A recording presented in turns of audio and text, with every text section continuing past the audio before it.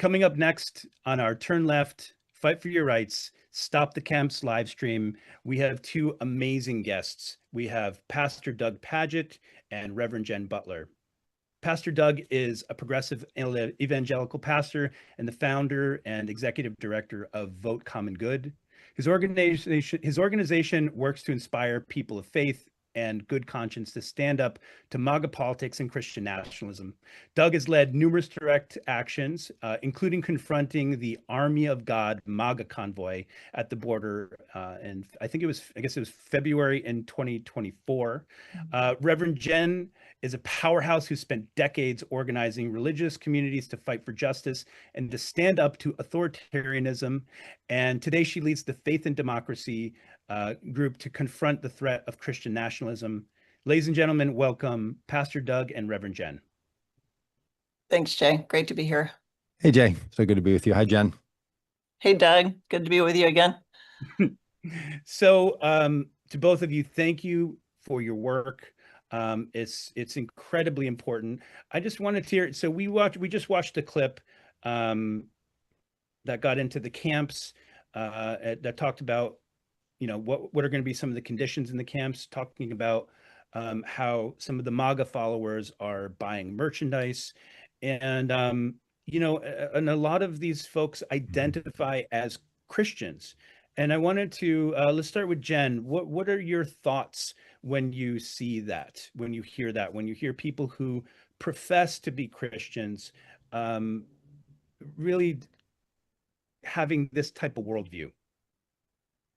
Yeah, Jay, I feel furious right now. Like, I feel like Jesus in the temple, and I want to go flip some tables, to be honest. And it's hard for me to smile tonight, even though I'm with good company and I can smile at Doug and Jay. But, I feel livid about what is happening. It's so unchristian when our text, our scripture tells us over and over again to welcome the stranger, that whatever we do to Jesus, whatever we do to the least of these, we do to Jesus. And people are going around celebrating detention camps, and they're not even just detention camps, they're torture camps. These are camps that will kill people. And I saw this during the first Trump term when they were separating children from their parents. I went down to the border and I saw firsthand as kids were, finally let out, some of them by the grace of God, let out, carried into a Catholic respite center and seen by doctors and given a warm meal, but really on their last leg. And this is just pure evil. So I say I feel angry and livid, but I also feel sad because people are really being led astray.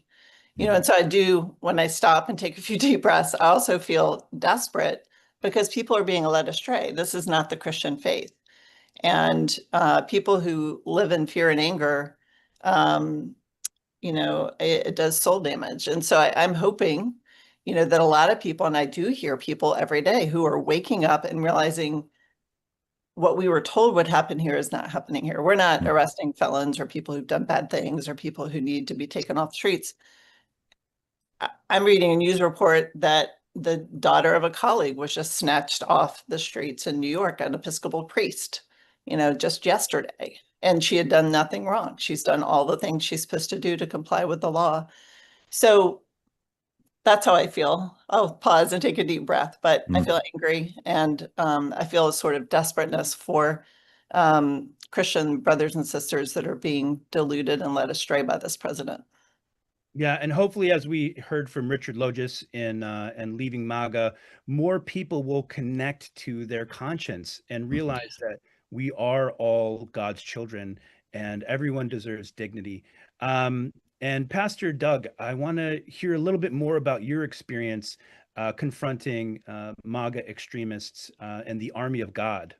Yeah, that was an important day when a group of people who decided they were the Army of God wanted to put together a truck convoy and go to Eagle Pass, Texas, in the border of West Texas, to put up a militia to protect the country against people that they thought should not be allowed in this country. That's not how we run a country. We don't have militias.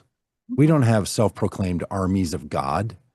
But they were going to support then the governor of Texas and the presidential candidate who became the president in the election that same year. And we went down to raise a voice because so often people of faith need to speak up.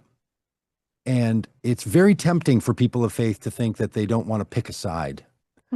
But you pick the side of justice and you pick the side of goodness.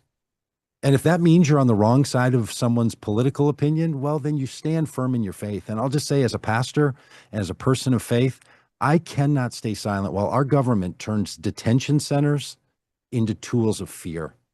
These are really modern day monuments to cruelty.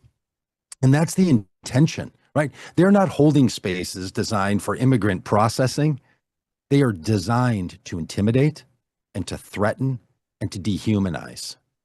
And because I'm a Christian, my gospel of Jesus teaches me to see the image of God in everyone. Many religions teach this. And the humanist concept of reciprocity calls us to care for another as we would want to be cared for. This is basic human goodness. And these detention centers are not being used for processing. They are designed to punish. They're designed to be a visible threat to scare others. So we've moved from any governance into cruelty. And this is a tactic. It's a tactic not of justice, but of dominance. And we have to say really clearly, this is not how a lawful country behaves, right? This isn't what justice looks like, because we don't even know what's going on in these places. We don't even know in the place they want to call Alligator Alcatraz, who's there. As Jen brought up, there are people there who were put in this country legally, brought in this country by the legal process, and then their visa expired. And Jay, so many people know this, that once your visa expires, to get it renewed, you have to go back to your country of origin and reapply and pay all of these huge fees. And maybe the process will get to your application and allow you to come back in the country. But most likely it doesn't. Well, so people end that, up in our country legally, and then they want to stay longer than their determined visa time because they're working and they're building a family, and they can't. And that doesn't make them criminals. That makes our system unlawful. Well, not only that, you have ICE going to hearings where people are trying to do the right thing. Like, they're literally trying to do the right thing. They're trying to follow the law. And ICE is going to hearings. They're going to court hearings and intercepting them. Which is crazy. And so, Reverend Jen, you talked about Jesus flipping over the tables of the money changers. Speaking of which, what are your thoughts on the fact that so much of this is motivated by Geo Group and Core Civic, these giant private prison centers who are getting billions and billions and billions in federal contracts to roll out these internment camps all over the country? What are your thoughts on that? Yeah, that's why that temple story is so perfect, because it comes down to economic exploitation and greed. And what we see with the democratic backsliding that's happening here and Trump wanting to be a king or an autocrat, what it ultimately has to do with is money and greed. This is just a resource capture. Trump is making a load of money off of this presidency. And these contractors are making a lot of money off of this unconstitutional move around detention centers. And so that's why some people stay silent. They get bought off and they see themselves benefiting from this system. And so we need to call that out. And I think that's what Jesus was doing in the temple. This was a system of economic exploitation, and they were using a place of worship. They were using religion to exploit people economically. The Roman Empire was brutal economically, and that just infuriated Jesus. He normally led with compassion and empathy for all, but in that moment, he wanted to reverse the system. He wanted to take that system down. And I think that's what we're called to do in this moment, is to challenge the system, to expose the system for what it is, and to resist it in each of our communities. And I do see faith communities stepping up. I was just reading the words of a Baptist pastor who I know in Texas, who has been accompanying families and standing outside detention centers. It's something we want to do by coming together on this program we're working to take this system down, to turn the tables over and to call it what it is. You know, I can walk outside my door here in Virginia and everything feels normal on one level. You know, the birds are singing, it looks gorgeous, the heat wave is finally gone. But I know as a pastor and talking to other pastors, what's going on out there underneath, because our parishioners are being taken. Other clergy are being taken. As I said earlier, the daughter of a priest in New York City was just taken yesterday. And she was there doing what they told her to do, checking in on her visa and trying to get her citizenship. And she was told that was okay. And she even left the courthouse having been told she was fine and she was okay. And they took her off the sidewalk. No due process. They're not even supposed to take her under our law. So people are just willy-nilly being rounded up and thrown in the worst possible circumstances. You saw the pictures in that film that y'all showed. The worst possible circumstances anybody could imagine. And it harkens back to other times in our history where we've done that, around World War II with Japanese citizens and German citizens unfairly putting them in prison camps here and taking their land. What was behind that, in the case of at least the Japanese in California, agricultural wanted their land. Business owners wanted their land. You know, they put them in camps, they took their resources, and there was no reason to do that. They were American and it is a stain. It is a stain on the American memory. Yeah. Japanese internment is a stain, and history will look back upon these internment camps and the persecution of our immigrant communities as a stain. And I would love to hear in closing, Pastor Doug, thank you, by the way, for being part of our coalition and your leadership in this coalition to get boots on the ground, not just talking about it, not just sending emails, but also getting into the front lines. This is not a partisan issue. Right. And yet we have seen so many Christian nationalists from the pulpit using their pulpits to drive people towards right-wing extremist policies that have nothing to do with their faith. But I want to just hear from you. What is your message to people, whether it is trying to talk to family members, whether it's talking to those faith leaders? How do we get through to help them realize that this is not in alignment with our moral conscience? This is not who we are. It is un-American. It is un-Christian. So how do you get through? And Doug, how do you get through to people? Well, the first step to that, and thank you for that question, is to be willing to say something. And a lot of times people don't want to talk about politics, especially something as complicated as immigration, because they don't know, right? They're themselves, a lot of people who would oppose what Donald Trump is doing, they'd oppose what ICE is doing. The details of all this it's really complicated. And so people feel limited in what they can say. So then they hear the president say something, or they hear a faith leader say something, and they just assume that those people are speaking with honor, that they're truth tellers. And so often they're not. Maybe it's because they're uninformed or because they're choosing to misinform people. So it's important that we learn a few things. And what we advise is figure out what you want to know. Do you want to know about the immigration processes that exist? Do you want to know about internment camps like Alligator Alcatraz? Do you want to know what it takes for someone to enter the country legally or stay? Pick an area to learn about so that you can know something, because knowing builds confidence. When we feel passion and we feel uninformed, it just burns inside of us. Yeah, and then to say something to a friend or a family member, really to reach out and say something. We're also going to encourage people to reach out to what some people know exists, which is the White House Faith Office. It's part of the Domestic Policy Council. It's now in the White House. And Paula White Cain is the senior advisor. Someone named Jennifer Crone is the person in charge of the office. And Jackson Lane is the special assistant to the president and deputy of the office. We're going to send them a whole lot of communication.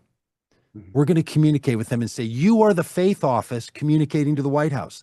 This does not fit the faith of Christians, of Muslims, of Jews, of Buddhists, of Hindus, of the atheist community, of the humanist community. This doesn't match anyone's faith. And if you're going to be the office speaking to the White House about issues of faith, you have to stand up.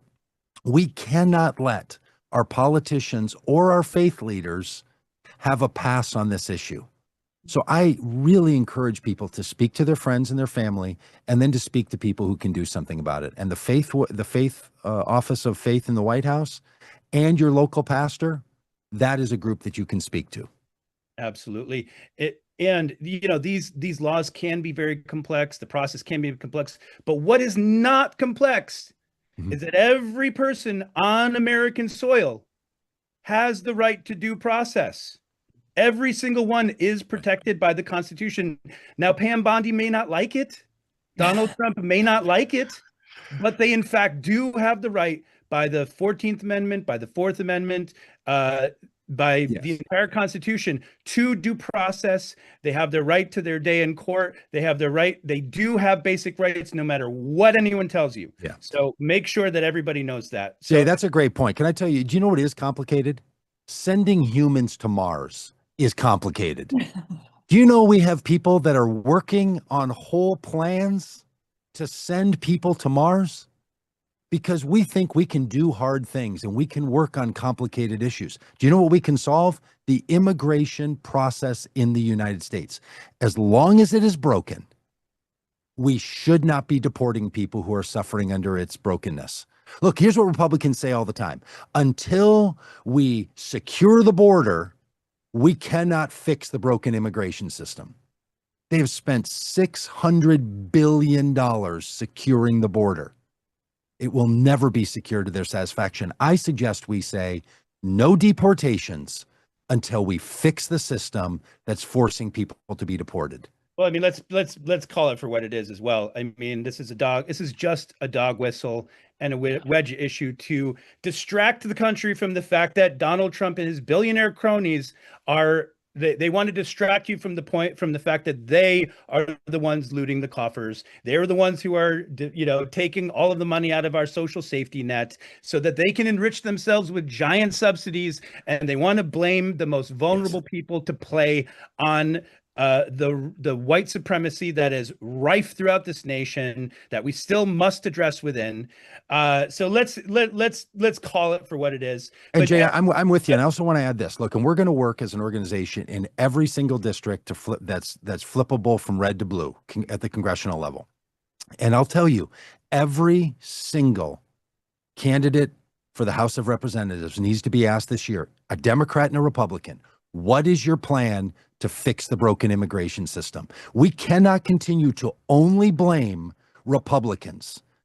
Democrats have had control of our government and have not fixed this broken system. They cannot have a pass on it any longer. Yeah, we used to call Obama the deporter in chief. Fix it. Like Donald Trump's first term numbers didn't come close to President Obama. So that and his first 100-day numbers hasn't matched Biden's first 100-day number of deportations. So look, we need to fix the system. And this has become not a left or right issue. This has become a we the people issue. We have to pressure every politician to fix it and stop letting them say it's complicated. We don't know what to do. If it's complicated, fix it. And fixing it is something we can do because look, this is not only bad policy, this is bad for the spirit and the spiritual heart of this country. It is harmful to the soul of America, what we're doing. And these internment camps are monuments to failure and monuments to cruelty, and they cannot exist.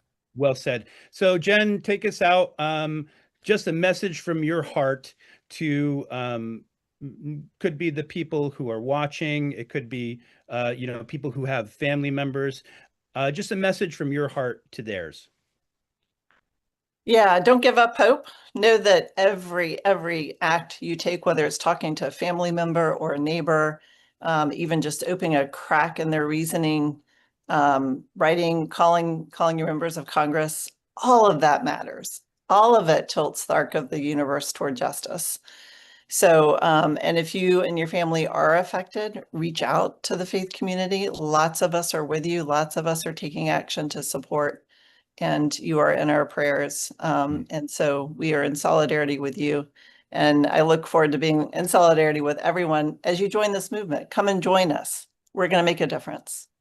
Thank you. And just to remind everyone that getting involved, showing up is, if you're feeling hurt, if you're feeling scared, if you're feeling angry, coming together in real life with other humans is such a powerful message. Thank you for your work, Reverend Jen, with Faith and Democracy. Thank you, Pastor Doug. Vote Common Good. Please sign up on their websites, follow them. And ongoingly, we will be working as a coalition. Stay tuned, because there will be announcements for coalition calls, organizing calls, to see how you can get involved and make a difference. Please come and join us. Turnleftpac.org. You can sign up. Stopthecamps.com. You can sign up. And please stay in touch. And also, I also recommend Reverend Jen's book, Who Stole My Bible? So you can. Christian nationalists did that. So thank you Christian both. nationalists stole the Bible, in case you don't know the answer to the question. Okay, so thank you both for joining us. Take Thank it you back. for your work. And I'm just so honored to have you both with us. And I really look forward to the work to come. Thanks so much, Jay. Thanks. An honor to be with you. See you, Jen. Yep.